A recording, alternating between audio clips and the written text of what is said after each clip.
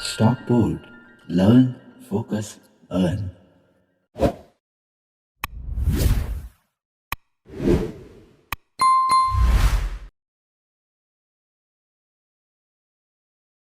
Stockport मराठीच्या साप्ताहिकीमध्ये सगळ्यांचं स्वागत. दर रविवारी रात्री 9 वाजता आपण भेटत असतो आणि येणाऱ्या आठवड्यामध्ये कुठल्या स्टॉक्सवर लक्ष ठेवू शकतो हे डिस्कस करत असतो.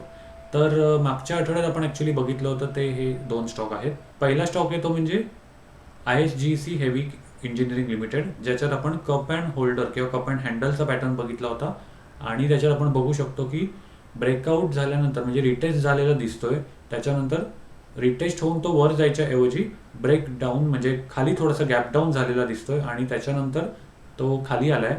तर खाली आल्यानंतर सुद्धा लगेच त्याच्यात शुक्रवारी रिकव्हरी आलेली दिसते विथ हेवी व्हॉल्यूम आणि तो जो पॅटर्न आहे त्याला आपण म्हणतो बुलिश पिअर्सिंग.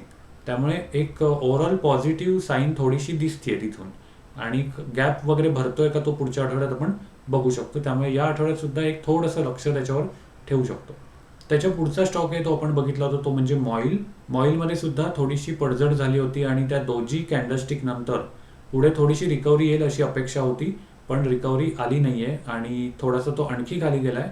61% पर्यंत खाली गेला आणि त्याच्यानंतर त्याच्यात रिकव्हरी सुरू झालेली दिसते. त्यामुळे या आठवड्यात तो वर वगैरे जातोय का ह्याच्यावर सुद्धा माझं लक्ष असणार आहे, कारण ओव्हरऑल हा अपट्रेंडमध्ये दिसतोय स्टॉक, हायर हाय वगैरे करतोय त्यामुळे अपट्रेंडमध्ये आहे. त्यामुळे या आठवड्यात सुद्धा आपण लक्ष ठेवू शकतो. तर हे होते 2 स्टॉक जे मागच्या आठवड्यात आपण बघितले होते. आता आपण बघणार आहोत या आठवड्याचे स्टॉक. पण 4 जूनला रिझल्ट आहे, त्यामुळे ओव्हरऑल मार्केटमध्ये व्हॉलॅटिलिटी भरपूर असणार आहे. त्यामुळे तसं म्हटलं तर काहीही होऊ शकतं मार्केटमध्ये. त्यामुळे बऱ्यापैकी हा आठवडा रंगतदार असणार आहे. तर आता बघूया या आठवड्याचे स्टॉक.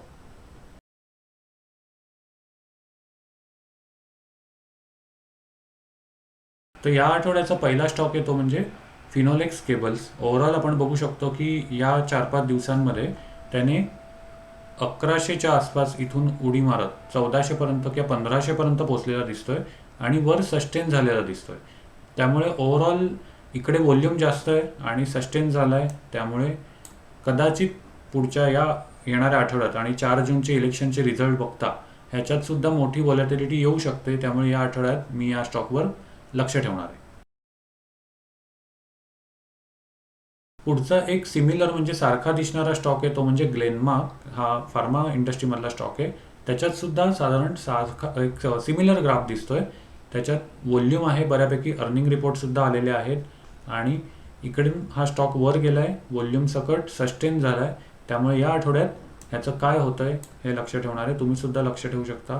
अपार्ट फ्रॉम दॅट, जसं केदार पेठे मागच्या आठवड्यात म्हणाले की अमुक स्टॉक्स आहेत किंवा ते कुठल्या स्टॉक्सवर लक्ष ठेवणार होते, तसं तुम्ही सुद्धा देऊ शकता.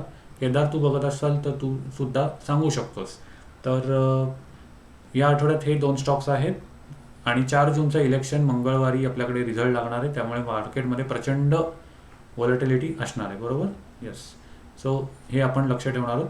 तर हे होते या आठवड्यातले स्टॉक्स. तुम्ही सुद्धा कमेंट करून सांगू शकता. दररोज रात्री 9 वाजता आपण काही ना काही घेऊन येत असतो, म्हणजे रील्स आहेत किंवा इन्फॉर्मेशन व्हिडिओ आहेत किंवा एक कम्युनिटी क्विज आहे. तर कम्युनिटी टॅबमध्ये जाऊन तुम्ही क्विजचं उत्तर देऊ शकता, पर्याय निवडू शकता. रोजच्या ह्याच्यामुळे आपल्या नॉलेजमध्ये भर पडेल.